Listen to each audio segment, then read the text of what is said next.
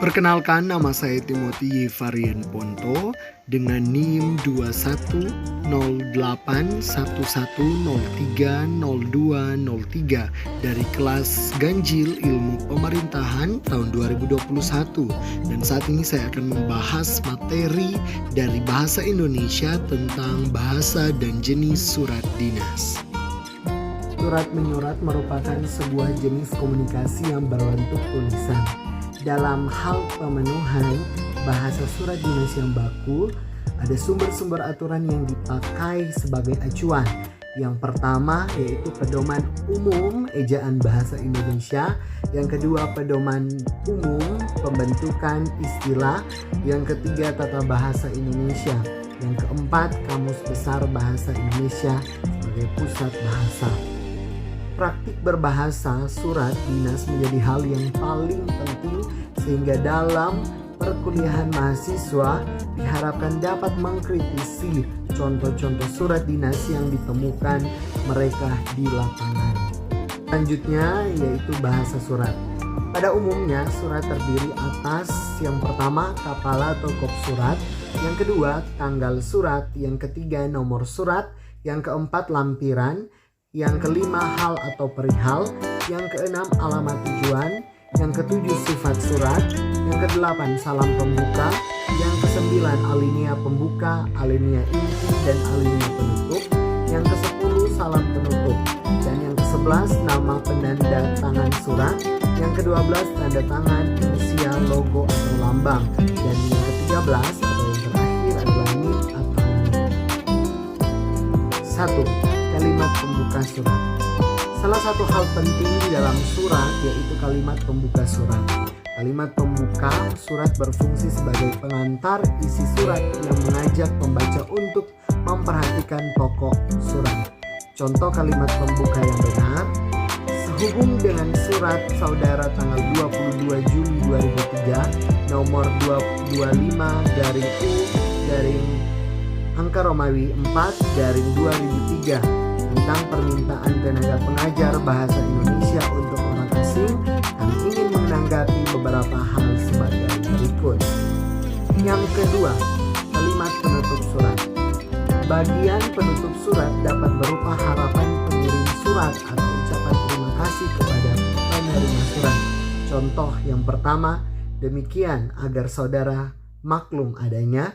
Yang kedua, atas perhatian, diucapkan terima kasih. Yang ketiga, demikian atas perhatian Bapak kami haturkan terima kasih. Yang ketiga, pemakaian singkatan. Yang pertama, ada A dan N yang berarti atas nama. Contoh, A, N, Kepala Biro Umum, Kepala Bagian Tata Usaha, Timothy Varian Ponto, dengan NIM tertera 2108110302 dan 03. Ini merupakan contoh bagi namanya agar kita dapat mempermudah melihat contohnya.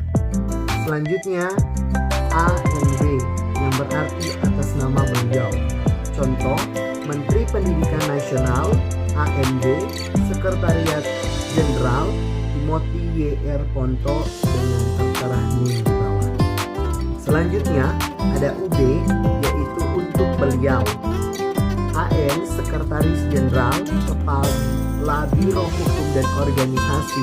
UB Kepala Bagian Ketatalaksanaan Timothy Y.R. Ponto dengan tertera NIM di bawah.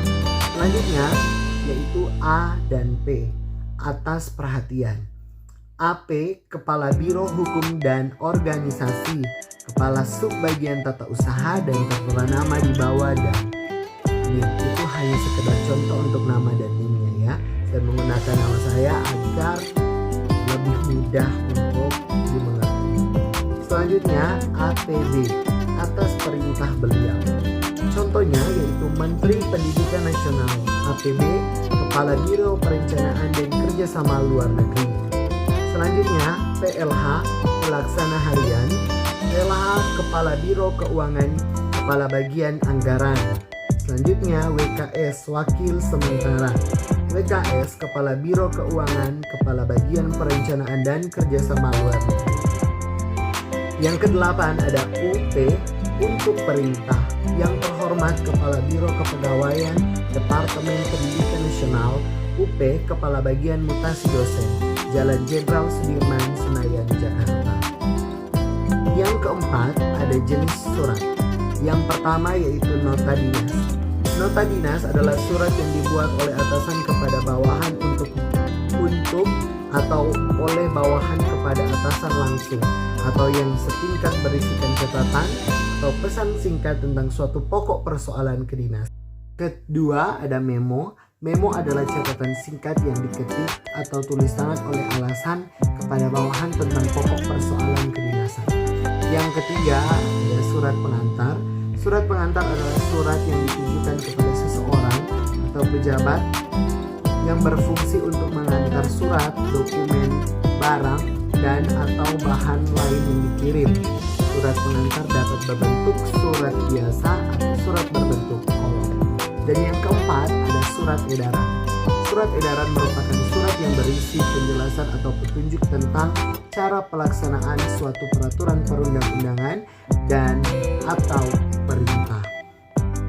Dan yang kelima, surat undangan. Surat undangan merupakan surat pemberitahuan kepada seseorang untuk menghadiri suatu acara pada waktu dan tempat yang telah ditentukan. Surat undangan dapat berbentuk lembaran surat atau kartu. Yang keenam adalah surat tugas. Surat tugas adalah surat yang diberisikan penugasan dari pejabat yang berwenang kepada seseorang untuk melaksanakan suatu kegiatan. Surat tugas dapat berbentuk lembaran surat dan berbentuk kolom. Yang ketujuh ada surat kuasa. Surat kuasa adalah surat yang berisi kewenangan penerima kuasa untuk bertindak atau melakukan suatu kegiatan atas nama pemberi kuasa. Yang kedelapan, surat pengumuman. Surat pengumuman merupakan surat yang berisi pemberitahuan mengenai suatu hal yang ditujukan kepada para pegawai atau masyarakat umum. Yang kesembilan ada surat pernyataan. Surat pernyataan adalah surat yang menyatakan kebenaran suatu hal disertai pertanggungjawaban atas pernyataan tersebut. Yang kesepuluh ada surat keterangan. Surat keterangan adalah surat yang berisikan keterangan mengenai suatu hal agar tidak menimbulkan keraguan. Yang ke-11 yaitu berita acara. Berita acara adalah surat yang berisi laporan tentang suatu kejadian atau peristiwa mengenai waktu kejadian, tempat kejadian, keterangan, dan petunjuk lain sehubung dengan kejadian atau peristiwa tersebut. Rangkuman. Surat adalah suatu sarana komunikasi yang digunakan untuk menyampaikan informasi tertulis oleh salah satu pihak kepada pihak lain. Surat dinas adalah surat yang berisi hal penting berkenaan dengan administrasi pemerintahan dan pembangunan yang dibuat oleh lembaga pemerintahan. Pemakaian ragam baku bahasa Indonesia di dalam surat dinas mencerminkan pikiran yang cendekia dan berwibawa. Saya Timotie Varian Ponto dengan NIM 210811030203, tugas kuliah bahasa Indonesia. Sekian dari